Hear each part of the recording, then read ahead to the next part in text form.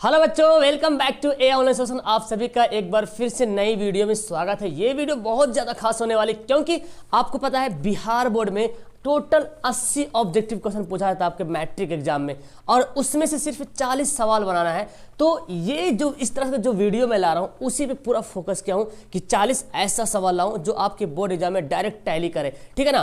तो ये इस तरह से वीडियो जो आपके पास आ रही है, इसको मिस मत कीजिएगा और हर वीडियो को देखिए। कभी कभी मैं 80 क्वेश्चन भी लाता हूँ, लेकिन आपको 40 क्वेश्चन का एक क्वेश्चन में मिस्टेक नहीं करना है। फिलहाल ये वीडियो का पूरा टारगेट है 40 में 40 बनाने का। तो देखते हैं आज का विजेता कौन होता है, कौन कौन बच्चे 40 में 40 बनाएंगे, और जो 40 में 40 बनाएंगे वो नीचे कमेंट बॉक्स में छापेंगे कि यस सर मैंने बना लिया, क्योंकि आपकी ईमानदारी को आई फॉलो, ठीक है ना। तो चलिए शुरू करते हैं। अपने दोस्तों को शेयर कर दीजिएगा, और पहली बार तो चैनल को लाइक कर दीजिएगा, वीडियो को लाइक करना, चैनल को सब्सक्राइब कर दीजिएगा। ओके, आइए शुरू करते हैं। बड़ा ही मजेदार दमदार तरीके से पढ़ते हैं जी।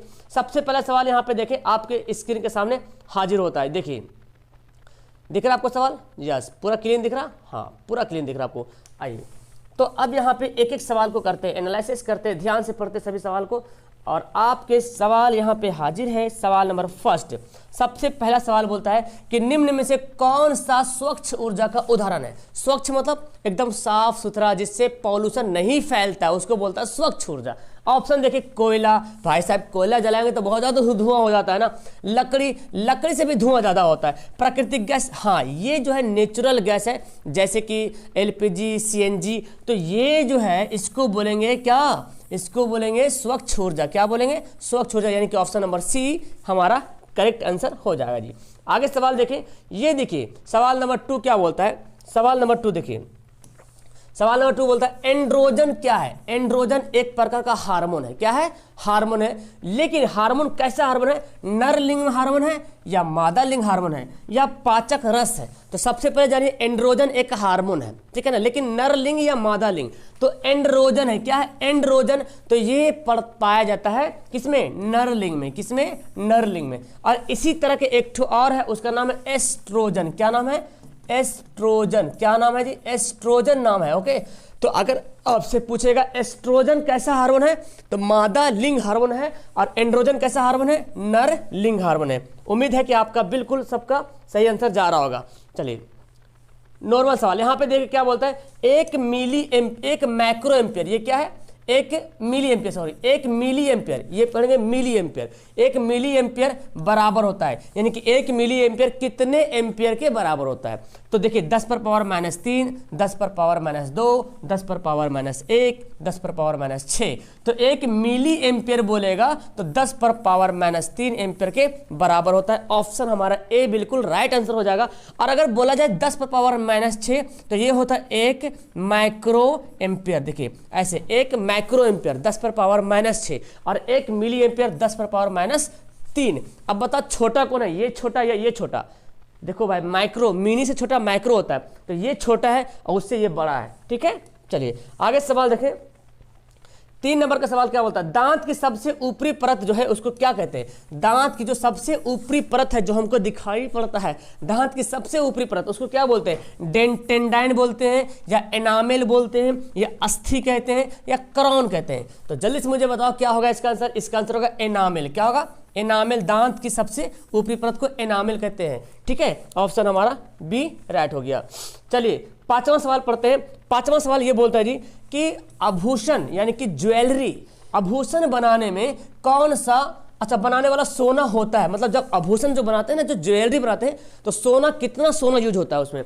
क्या 24 कैरेट सोना यूज होता है, या 22 कैरेट होता है, या 16 कैरेट, या 15 कैरेट? देखिए सोना बहुत ही ज़्यादा तन्ने वाला पदार्थ है ना, बहुत ही तन्यता वाला है, तत्व है। उसको सबसे ज़्यादा लंबी लंबी पतली पतली तारें बनाई जा सकती है, बहुत मुलायम होता है। अगर वही 24 कैरेट सोना, शुद्ध सोना होता है 24 कैरेट, अगर 24 कैरेट से हम बना दे नाक की बाली या कान के ईयररिंग बना दे, जो ज्वेलरी होता है, तो उस रूप में ढल नहीं पाएगा, वो टूट जाएगा। इसीलिए उसको 22 कैरेट लिया जाता है सोना को, और बाकी जो 2 कैरेट है उसमें तांबा वगैरह मिला के बनाया जाता है, तो इसलिए हार्डनेस उसमें आता है। तो जो ज्वेलरी बनाने में 22 कैरेट सोना का यूज करते हैं। लेकिन बोलेगा शुद्ध सोना कितना होता है? शुद्ध सोना होता है 24 कैरेट का, ठीक है। शुद्ध सोना 24 कैरेट का होता है। आगे सवाल पड़ता है, तांबा एवं टिन जो है मिश्र धातु है, तो तांबा और टिन धातु मिला तब बना क्या, मिश्र धातु। आपसे सवाल पूछा जाएगा मिश्र धातु किसे कहते हैं, तो जब दो या दो से अधिक धातुओं को मिला करके एक अलग प्रकार के पदार्थ बनाते हैं उसको बोलते हैं मिश्र धातु। तो तांबा टिन ये है कांसा, किसका है, कांसा का मिश्र धातु है, इसको बोलते हैं ब्रोंज, कभी कभी ब्रोंज भी बोलता है कांसा का, ठीक है ना, ब्रोंज। सोल्डर का आपने पढ़ा होगा, सोल्डर किसका मिश्र धातु है, सीसा टिन, किसका, सीसा का और प्लस टिन का। ये भी पूछा सवाल में। पीतल पूछा है, पीतल तांबा और प्लस जस्ता, है ना, तांबा जस्ता, तांबा जस्ता, ठीक है। चलिए आगे सवाल पढ़ते हैं। सवाल नंबर देखिए 7, देखिए विद्युत मोटर परिवर्तित करता है। हम लोग पढ़े हैं विद्युत मोटर। विद्युत मोटर क्या करता है, विद्युत मोटर एक ऐसी मशीन है जो विद्युत ऊर्जा को यांत्रिक ऊर्जा में बदलता है, यानी कि उसको हम करंट जब देते हैं तो उसका पाठ पुर्जा जो है काम करना शुरू कर देता है। तो क्या करता है, विद्युत ऊर्जा को यांत्रिक ऊर्जा में बदलता है। कौन, विद्युत मोटर। और इसी को उल्टा बोला जाएगा डायनमो या जनित्र, डायनमो या जनित्र बोलेगा, इसी को उल्टा डायनमो या जनित्र, डायनमो या जनित्र। तो क्या करेगा, वो क्या करेगा, यांत्रिक ऊर्जा को विद्युत ऊर्जा में बदलेगा। ये दोनों काफी इंपोर्टेंट है। यांत्रिक ऊर्जा को विद्युत ऊर्जा में कौन बदलेगा, डायनमो या जनरेटर, मतलब जनरेटर। और विद्युत ऊर्जा को यांत्रिक ऊर्जा में कौन बदलेगा, मोटर, ठीक है। चलिए क्लियर रखेंगे कंसेप्ट को। इसी प्रकार सवाल आपसे पूछा जाएगा एग्जाम में, एक सवाल को मिस नहीं करना। और आपकी ईमानदारी का मैं देखूंगा कमेंट बॉक्स में कि आप कितने अच्छे कमेंट कर रहे होगी। सिरका किसका जलीय विलयन है, मतलब सिरका किसका जलीय विलयन है। देखिए नींबू के रस का, या हाइड्रोक्लोरिक अम्ल का, या ऑक्सीजन का, या एसिटिक अम्ल का। ऐसे वहाँ पे ऑक्जेलिक होना चाहिए था। चलिए तो सिरका जो है किसका जलीय विलयन है, किसका है, ये है एसिटिक अम्ल का, है ना। एसिटिक अम्ल का जो है जलीय विलयन है। सवाल ऐसे ही बनता है कि सिरका में कौन सा अम्ल पाया जाता है, एसिटिक अम्ल पाया जाता है, ठीक है ना। चलिए एसिटिक अम्ल जो है इसको बोलते क्या, एथेनोइक अम्ल, क्या बोलते हैं इसको, एथेनोइक भी बोलते हैं, एथेनोइक अम्ल बोलते हैं। CH3COOH इसका सूत्र भी होता है, ओके। चले आगे सवाल बढ़ते हैं। सवाल देखो, सवाल क्या है कि विद्युत धारा के चुंबकीय प्रभाव की खोज किसने की। बहुत ही सुपर वाला सवाल है जी कि विद्युत धारा के चुंबकीय प्रभाव, मतलब समझे, जब एक तार में विद्युत धारा प्रवाहित करते हैं तो इस तार के चारों तरफ जो है चुंबक का क्वालिटी, चुंबक का प्रभाव उत्पन्न हो जाता है। ये बताया किसने, ये किसने बताया, फैराडे ने बताया, या ऑस्टेड ने बताया, या एम्पियर ने, या बोर ने। तो ऑस्टेड ने बताया, क्या, ऑस्टेड ने बताया था, ठीक है। आगे देखिए सवाल है, नीला थोथा, नीला थोथा को बोलते हैं ब्लू विट्रोइल, क्या, ब्लू विट्रोइल, ब्लू विट्रोइल, या तो फिर ब्लू कशिश या नीला कशिश बोलते हैं। नीला थोथा का रासायनिक नाम क्या होता है, अब बताओ रासायनिक सूत्र क्या होता है। देखिए फेरस सल्फेट है, जिंक सल्फेट है, कॉपर सल्फेट है, कैल्शियम सल्फेट है, ठीक है ना। तो क्या होगा, फेरस सल्फेट, नीला थोथा का सूत्र क्या होगा, कॉपर सल्फेट इंटू 5H2O। ये भी ध्यान में रखिएगा, 5 भाग पानी होता है ना। कभी कभी ऑप्शन ऐसा देता है कि चारों ऑप्शन सेम रहेगा, खाली यहाँ पे पानी की मात्रा चेंज रहेगा। तो 5 भाग पानी होता है नीला थोथा में। और ये जो देख रहे हैं फेरस सल्फेट, यहाँ पे ये भी जाती है, फेरस सल्फेट जो है ये जो होता है हरा कलर का होता है, क्या, ये जो है हरा कलर का होता है, इसको बोलते हैं हरा थोथा, ठीक है, हरा कलर का होता है। आगे सवाल पर, निकेल परमाणु, निकेल का परमाणु संख्या कितना है, निकेल, बहुत अच्छा सवाल। निकेल का परमाणु संख्या कितना है, तो 28 जो है निकेल का परमाणु संख्या है। 26 आपने पढ़ा होगा आयरन का, है ना, आयरन का 26 होता है जी, ओके। ये आपने पढ़ा होगा गोल्ड का होता है, क्या होता है, ये गोल्ड का होता है। चलो इसका बताओ आप लोग कि ये किसका परमाणु संख्या है, 53 परमाणु संख्या किसका होता है। ये गोल्ड का हो गया 79, आयरन का हो गया 26, 28 हो गया निकेल, 53 किसका परमाणु संख्या है, आप लोग मुझे कमेंट में जवाब दीजिएगा। आगे सवाल पढ़ते हैं जी, निम्न में से किस विलयन का उपयोग दीवारों की सफेदी करने में किया जाता है। दीवार को पेंट करना है, व्हाइट करना है, तो किसका यूज करेंगे, कैल्शियम हाइड्रोकार्बोनेट का, या कैल्शियम हाइड्रोक्साइड का, या सोडियम हाइड्रोक्साइड का, या सोडियम हाइड्रोकार्बोनेट का, किसका यूज करेंगे। तो आपने पता है पढ़ा है कैल्शियम ऑक्साइड। एक सवाल ऐसे पूछता है, एनसीईआरटी में सवाल है, कौन सा पदार्थ है जिसका उपयोग करते हैं पेंट करने में। पदार्थ बोलेगा तो ये वाला हो जाएगा, कौन सा पदार्थ है जिसका जलीय विलयन पेंट करने में इस्तेमाल किया जाता है? तो इसका जलीय विलयन, क्योंकि इसमें जब पानी डालेंगे तब ये बनता है, ये कैल्शियम हाइड्रोक्साइड, ये है बूझा हुआ चूना और ये बिना बूझा चूना, ठीक है। तो बोलेगा कौन सा पदार्थ जिसका जलीय विलयन का यूज करते हैं पेंट करने में, तो फिर ये भी आंसर करेंगे। लेकिन यहाँ बोला किस विलयन का उपयोग करते हैं, तो विलयन को ना ये वाला विलयन है, ठीक है। ये दोनों का ख्याल रखिएगा, सवाल में एनसीईआरटी में दिया हुआ है, इससे कंफ्यूजन नहीं हो जाएगा। कौन सा पादप हार्मोन है जो पत्तियों के मुरझाने के लिए उत्तरदायी है? यानी कि पेड़ पौधे में जो पत्तियां मुरझा जाती है ना, किसके कारण मुरझाती है? ऑक्सिन के कारण, या साइटोकाइनिन के कारण, या एब्सिसिक एसिड के कारण, या जिब्रेलिन के कारण? बताओ जरा कौन सा हाइड्रोकार्बन, कौन सा हार्मोन है? एब्सिसिक अम्ल। कौन सा है? एब्सिसिक अम्ल। ये जो है इसको बोलते हैं वृद्धि रोधक हार्मोन, ये पेड़ पौधों को बढ़ने से रोक देता है। और यहाँ देखें महाजन, ऑक्सिन, जिब्रेलिन, साइटोकाइनिन, ये तीनों पौधे को उगने में हेल्प करता है। तो दोनों का होना जरूरी है। अगर ये नहीं होगा तो पौधा बहुत ज़्यादा लंबा हो जाएगा, अगर ये सब नहीं होगा तो लंबे नहीं होगा फिर। तो ये दोनों जरूरी है, ठीक है ना, दोनों काम जरूरी होना है। आगे है श्वसन में किसका ऑक्सीकरण होता है? हम जो श्वसन करते हैं ना, जो हम लोग सांस लेते हैं, जो हम लोग सांस लेते ब्रेथ लेते हैं, तो किसका ऑक्सीकरण किसका होता है? देखिए ऑक्सीजन का ऑक्सीकरण होता है, प्रोटीन का होता है, ग्लूकोज का होता है, कोई नहीं। किसका होता है ऑक्सीकरण? जब हम श्वसन करते हैं तो मुख्य रूप से ऑक्सीकरण किसका होता है? ग्लूकोज का होता है। ओके, ग्लूकोज का ऑक्सीकरण होता है। चलिए आगे बढ़ते हैं। हरा प्रोटोजोआ किसको बोलते हैं? जो ग्रीन होता है, हरा प्रोटोजोआ। कवक, यूग्लिना, अमीबा, हाइड्रा। तो याद कीजिएगा हरा प्रोटोजोआ जो है यूग्लिना को बोलते हैं। किसको बोलते हैं? हरा प्रोटोजोआ यूग्लिना को कहा जाता है। आगे सवाल देखिए, अमोनिया गैस बनाने की हैबर विधि में किस उत्प्रेरक का प्रयोग करते हैं? कौन गैस? अमोनिया गैस अगर बनाना है तो कैसे बनाएंगे? हैबर विधि। सवाल बनेगा कि अगर अमोनिया गैस बनाने में किस विधि का इस्तेमाल करते हैं? हैबर विधि का। और इसमें उत्प्रेरक के रूप में किसका इस्तेमाल करते हैं? लौह चूर्णे का, या प्लेटिनम का, या निकेल का, या क्यूपिक क्लोराइड का? बताओ क्या होगा? तो इसमें यूज करते हैं लौह चूर्णे का। क्या? लौह चूर्णे का, यानी कि लोहा का इस्तेमाल करते हैं, लौह चूर्णे का। चलिए सवाल नेक्स्ट है, विद्युत धारा उत्पन्न करने की युक्ति को क्या कहते हैं? युक्ति है यहाँ पे, है ना, युक्ति मतलब होता है मशीन। किस मशीन से विद्युत धारा निकलता है? विद्युत धारा उत्पन्न करने की युक्ति को क्या कहते हैं? जनित्र, एमीटर, गैल्वेनोमीटर, इनमें से कोई नहीं, ठीक है। तो एमीटर का काम क्या है? धारा को मापना। गैल्वेनोमीटर का काम क्या है? धारा की उपस्थिति को मापना कि धारा है या नहीं है। और ये जनित्र क्या करता है? यांत्रिक ऊर्जा को विद्युत ऊर्जा में बदलता है। जब हम इसको हैंडल को जब खूब चलाते हैं कस के, तो पूरा पार्ट पूरा चलने लगता है, और चलने के बाद क्या होता है? करंट निकलने लगता है कि नहीं? तो ये हो गया जनित्र जो है ऊर्जा निकालता है, विद्युत ऊर्जा। चलिए आगे सवाल है, साबुन के साथ तत्परता मतलब एकदम आसानी से, अच्छी तरीके से झाग बनाने वाला जल कौन सा? मतलब किस प्रकार के जल में अगर साबुन से कपड़ा वगैरह धोएंगे, किस तरह के जल में, तो अच्छे तरीके से साबुन से झाग निकलेगा? क्या मृदु जल होगा, क्या वो खनिज जल होगा, क्या कठोर जल होगा, या प्राकृतिक जल होगा? कौन सा जल होगा? देखो मृदु जल हमारा राइट आंसर होगा। मृदु जल को बोलते हैं मुलायम जल। मतलब मुलायम जल का मतलब जल भाई साहब मुलायम कैसे होता है?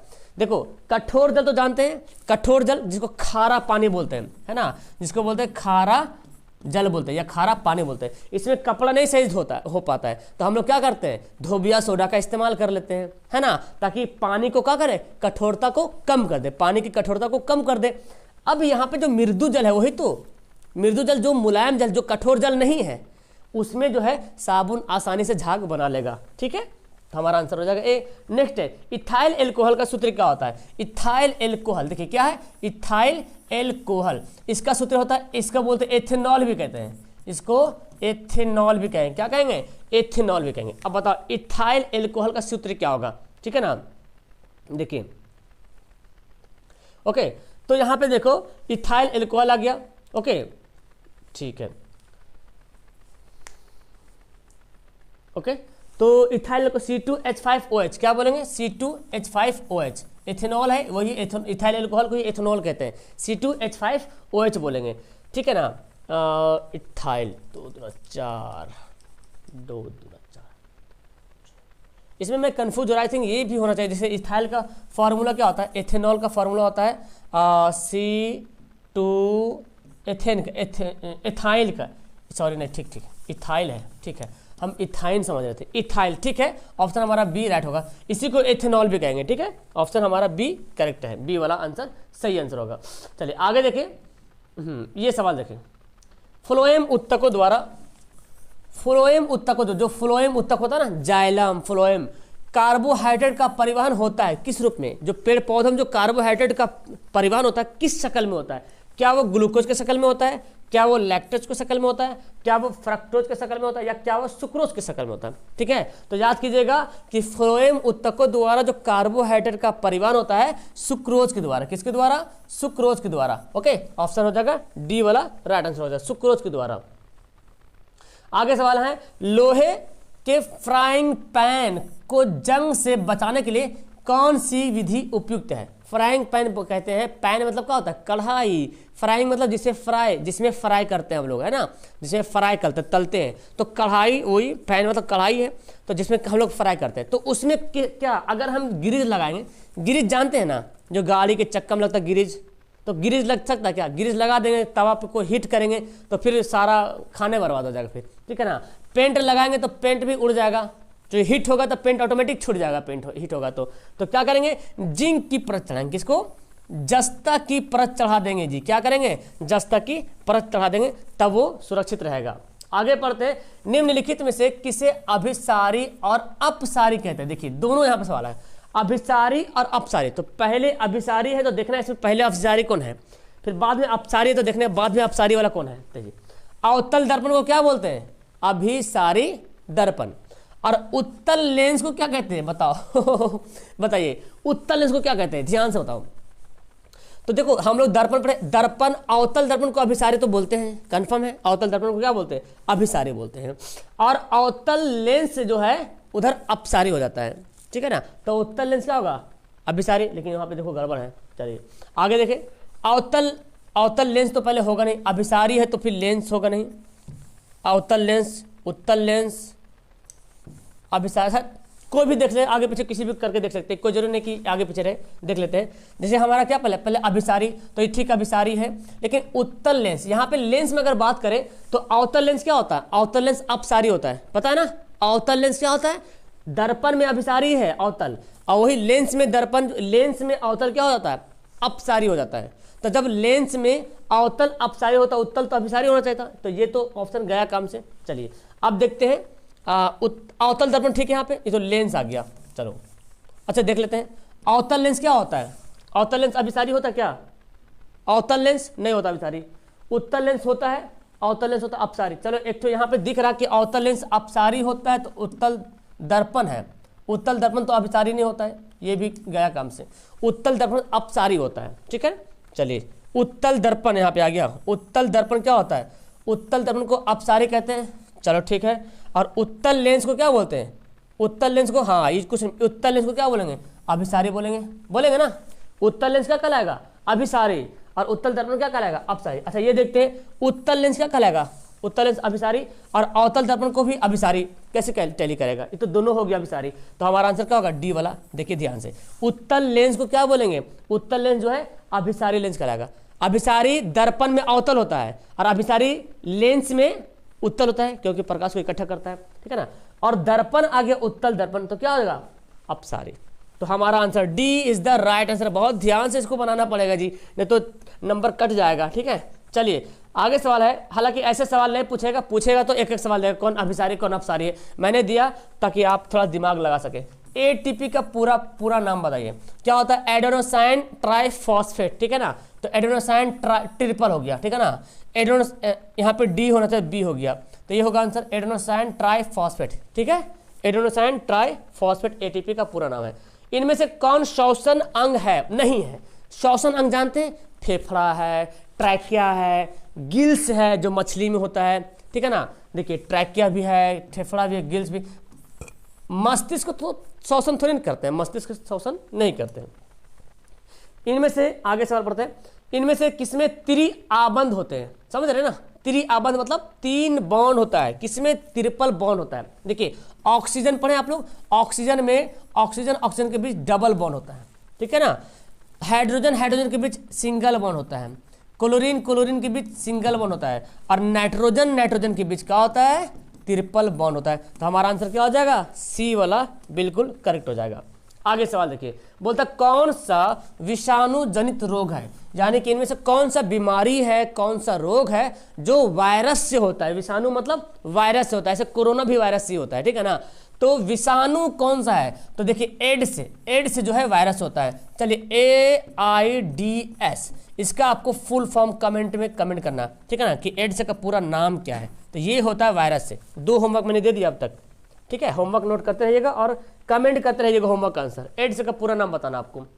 कैल्शियम कार्बाइड जल के साथ अभिक्रिया करके क्या देता है। जब कैल्शियम कार्बाइड जल के साथ मिलाते हैं तो जो अभिक्रिया होता है वो क्या देता है, मीथेन, एथीन, एथेन या एथाइन। तो देता क्या, एथाइन। ये है IUPAC नाम। इसका रियल नाम क्या है, इसका सामान्य नाम क्या है, एसिटिलीन। क्या नाम है, एसिटिलीन। ओके, एसिटिलीन नाम इसका सामान्य नाम है, और इथाइन इसका IUPAC नाम है, ठीक है। चलिए आगे सवाल है, किसी विद्युत धारावाही लंबी परिनालिका के भीतर चुंबक प्रवाहित करते हैं तो चुंबकीय क्षेत्र क्या होता है। देखिए क्या होता है, किसी विद्युत धारावाही, ये है एक परिनालिका, ऐसे एक रड लगा हुआ, ठीक है, जो कि इस तरह से, और आपने पढ़ा ना इस तरह से जो इसमें तार लगा हुआ है, देखिए तार लगा हुआ है, तार लपेटा हुआ है परिनालिका में। तो जो हम विद्युत धारा प्रवाहित करेंगे, इधर से बैटरी जोड़ के विद्युत धारा प्रवाहित करेंगे, ये है नॉर्थ, ये है साउथ, है ना। तो क्या होता है, अंदर जाता है विद्युत धारा, अंदर जाता है, अंदर से साउथ से नॉर्थ जाता, पता है ना। चुंबक जो बन जा रहा है तो अंदर जो साउथ से नॉर्थ जाता है, दक्षिण से उत्तर की ओर जाता है, ठीक है ना। तो ये जो जाता है तो चुंबकीय क्षेत्र सभी जगह समान, क्योंकि यहाँ पे ध्रुव नहीं है ना, क्योंकि आपने पढ़ा जहाँ पे ध्रुव होता है वहाँ पे विद्युत चुंबकीय का प्रभाव बहुत ज़्यादा होता है, जहाँ पे ध्रुव कम होता है वहाँ पे चुंबकीय प्रभाव कम हो जाता है। जैसे ये देखिए साउथ है, नॉर्थ है, तो यहाँ से ऐसे अगर चुंबक निकल रहा तो आपने पढ़ा है यहाँ पे जहाँ पे ध्रुव बन रहा, यहाँ पे चुंबक का प्रभाव बहुत ज़्यादा है और यहाँ पे कम जाता है, यहाँ पे ज़्यादा होगा। तो ये जो अंदर से जा रहा ना, हालांकि बाहर क्या होता है, बाहर जो है उत्तर से जाता है दक्षिण की तरफ, और अंदर से दक्षिण से उत्तर तरफ जाता है। तो अंदर में समान रहता है, सभी जगह सभी बिंदु पे करता है, समान रहता है, ठीक है, भूलिएगा नहीं। सही, कौन मानव में मादा जनन तंत्र का अंग है, नहीं हाँ, अंग है। देखिए अंडाशय भी मादा में ही पाया जाता है, गर्भाशय भी महिलाओं में पाया जाता है, डिंब वाहिनी भी पाया जाता है। तो इनमें से सभी जो है मादा जनन तंत्र का अंग है। नॉर्मल सवाल था। ये सवाल देखिए, पारेख अयस्क, यहाँ पे कौन है जो पारेख अयस्क। पारा मतलब होता है क्या, मरकरी, क्या बोलते हैं, mercury. Bauxite, magnetite, hematite, cinnabar. क्या हो जाएगा, सीनेबार जो है पारेख का अयस्क है।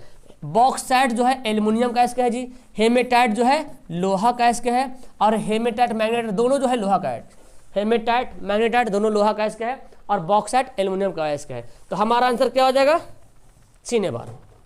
चलिए ये सवाल देखिए ध्यान से, बोलता क्या, अस्टोमाटा के खुलने और बंद होने की क्रिया को कौन नियंत्रित करता है। पत्तियों में होता है अस्टोमाटा, जिसके द्वारा वो श्वसन करता है, ठीक है ना, आदान प्रदान होता है रंध्र के द्वारा। तो अस्टोमाटा खुलता है, बंद होता है। जैसे हम लोग सांस लेते हैं ना भाई, तो खोलते बंद करते हैं ना, हमारा फेफड़ा भी ऐसे होता है। तो यहाँ पत्तियों में भी अस्टोमाटा होता है, तो उसको खुलने बंद होने के लिए करता है कौन, द्वार कोशिका, जिसको बोलते हैं गार्ड सेल। क्या बोलते हैं, गार्ड कोशिका, या गार्ड सेल ही बोलते हैं, गार्ड कोशिका। गार्ड मतलब क्या होता है, जो गार्डिंग करता है, जो दरवाजे पे रहता है। तो ये कंट्रोल करता है खुलना है कि बंद होना है, कौन कंट्रोल करेगा, द्वार मतलब गार्ड कोशिका। आगे सवाल देखिए, सवाल क्या बोलता है, कौन सा ऊर्जा स्रोत ऊर्जा के उत्पन्न नहीं है। अच्छा, कौन सा ऊर्जा स्रोत सौर ऊर्जा से उत्पन्न नहीं है, मतलब सूरज के एनर्जी से कौन ऊर्जा नहीं उत्पन्न होता है। देखिए भूतापीय ऊर्जा सन से ही होता है जी, पवन ऊर्जा भी सूरज से ही होता है, जैव मात्रा सूरज से होता है, नाभिकीय ऊर्जा ये सौर ऊर्जा से उत्पन्न नहीं होता है। हमारा आंसर हो गया ऑप्शन नंबर सी। नेक्स्ट पढ़ते हैं, एल्कोहल में कौन सा तत्व उपस्थित नहीं होता है। एल्कोहल में कौन सा तत्व उपस्थित नहीं होता है। एल्कोहल का फॉर्मूला C2H5OH, ये क्या है, एल्कोहल है। अब इसमें देखिए कार्बन है, हाइड्रोजन है, ऑक्सीजन है। कार्बन है, ऑक्सीजन है, हाइड्रोजन है, नाइट्रोजन नहीं है। हमारा आंसर क्या हो गया, सी हो गया। कितना आसान सवाल है जी, और एग्जाम में पूछता है, बस जरूरत है आपको रिवीजन करने का, पढ़ने का। ये सवाल डबल रिपीट हो गया, किसी विद्युत धारावाही सीधी लंब प्रणालिका के भीतर चुंबकीय क्षेत्र का मान क्या होता है, समान होता है। ये सवाल रिपीट हो गया। चलिए तो सवाल रिपीट हो गया, इसके जगह पे फिर हम एक होमवर्क देंगे लास्ट में। आगे बताइए, फ्लेमिंग के बाएं हाथ की तर्जनी क्या बताती है? फ्लेमिंग के बाएं हाथ, वाम हाथ मतलब बाएं हाथ की तर्जनी उंगली जो फैलाते हैं तो बोलता है कि अगर हम इसको ऐसे फैलाएं, ठीक है ना, तो ये जो है जो ये मध्यमा फिंगर है, मध्यमा फिंगर विद्युत धारा की दिशा बताएगी, और जो तर्जनी उंगली है वो क्या बताएगी? तर्जनी अंगूठा बगल वाला चुंबकीय क्षेत्र की दिशा, और ये जो है बल की दिशा, ठीक है, धारावाहिक बल की दिशा। तो अब बताओ क्या बोला सवाल में? तर्जनी। जो पूछ ले, इस तीनों में से जो पूछ ले, तर्जनी बोलेगा तो क्या होगा? चुंबकीय क्षेत्र की दिशा बताएगा। ठीक है, आगे सवाल देख लेते हैं। चुंबक क्षेत्र को मात्रक, चुंबक क्षेत्र को मात्रक टेस्ला किसने दिया? अच्छा, चुंबक क्षेत्र का मात्रक क्या होता है? टेस्ला होता है। सवाल पूछेगा कि चुंबक क्षेत्र का मात्रक क्या होता है? टेस्ला भी होता है। ये किसने दिया मात्रक? तो चुंबकीय क्षेत्र का मात्रक जो टेस्ला होता है, ऑस्टेड ने दिया था। और अच्छा, कहीं कहीं मात्रक ऑस्टेड भी लिखता है, ठीक है, कहीं कहीं चुंबकीय क्षेत्र का मात्रक टेस्ला और ऑस्टेड दोनों लिखता है। तो यहाँ पे ऑस्टेड यहाँ पे नाम है वैज्ञानिक का, तो यहाँ पे आंसर हो जाएगा, इन्होंने दिया था, ऑप्शन नंबर ए। चलिए, टॉर्च, सर्च लाइट में किस दर्पण का प्रयोग किया था? देखिए, टॉर्च में हो गया, सर्च लाइट में हो गया, गाड़ी के हेड लाइट में हो गया, मरीजों के देखने वाला जो दर्पण होता है उसमें हो गया, फिर हजामत जो बनाता है दाढ़ी वाड़ी वो हो गया, बता तो दिए हैं लगभग, ठीक है ना। फिर टॉर्च हो गया, एक होता है ना सर्च लाइट होता है, हाँ, जो सर्च करता है। तो इसमें कौन सा दर्पण यूज करते हैं? अवतल दर्पण। और भट्टी में यूज होता है ना, सौर ऊर्जा में, सौर भट्टी में इसका इस्तेमाल करते हैं जी। धारा की उपस्थिति मापी जाती है, धारा की उपस्थिति किससे मापी जाती है? धारा प्रेजेंट है कि नहीं है, ये उपस्थिति किससे मापते हैं? धारा की उपस्थिति मापते हैं गैल्वेनोमीटर से। किससे मापते हैं? गैल्वेनोमीटर से मापते हैं। आगे सवाल है, डीएनए कहाँ उपस्थित रहता है? डीएनए हमारे बॉडी में जो डीएनए है, हाँ ठीक है, डीएनए, तो ये डीएनए जो है कहाँ उपस्थित रहता है? डीऑक्सी राइबो न्यूक्लिक एसिड, इसका फुल फॉर्म है डीऑक्सी राइबो न्यूक्लिक एसिड। तो ये रहता है कहाँ भाई? लाइसोसोम में, केंद्रक में, गोल्जी काय में, इनमें से कोई नहीं, क्या हो जाएगा? केंद्रक में रहता है ना, केंद्रक में रहता है। और आखिरी सवाल आपके लिए यहाँ पे हाजिर है। सवाल यहाँ पे देखिए, 30वां सवाल क्या बोलता है? बोलता है क्या जी कि रेजिन, हाँ बड़ा मस्त सवाल है, कि रेजिन और गोंद कहाँ जमा होता है? रेजिन और गोंद ये है पादप का उत्सर्जी पदार्थ, जो पादप पौधा से निकलता है। तो रेजिन और गोंद कहाँ रहता है भाई? वृक्ष के छाल में, पुराने फ्लोएम में, पुराने जाइलम में, जड़ों में। कहाँ रहता है? तो ये रेजिन और गोंद रहता है पुराने जाइलम में, पुराने जाइलम में रहता है, ठीक है ना, याद कर लीजिएगा, पुराने जाइलम में। चलिए, एक सवाल तो मैंने 2 होमवर्क दे दिया, आपको याद है ना। तीसरा होमवर्क आपको ये है, तीसरा होमवर्क ये देते आपको है कि जो शक्ति होता है ना, शक्ति, हाँ, शक्ति का जो है सूत्र आपको लिखना है। शक्ति का सूत्र कौन कौन सूत्र होता है शक्ति का, कमेंट करेंगे। मेरे ख्याल से 4 सूत्र आपको मैंने बताया था। ओके, इन शक्ति का सूत्र नीचे कमेंट करेंगे। तो एक तो पी बराबर कौन कौन होता है, जो जो होता है सब कमेंट कर दीजिएगा, ठीक है ना। और मुझे कमेंट करके ये भी बताइएगा कि आपकी क्लास आज कैसी लगी, क्लास मजा आया कि नहीं पढ़ने में। और इसी प्रकार की वीडियो आपको मिलती रहेगी, है ना। आप जो है ना, इसी प्रकार की वीडियो मिलती रहेगी तो आप आराम से जो है यहाँ पे क्लास कर पाते रहोगे। तो ध्यान दीजिएगा वीडियो पे, सवाल मिस नहीं कीजिएगा। अगर आप लोग बाद में आए तो पूरी वीडियो ध्यान से देख लीजिएगा, ठीक है ना।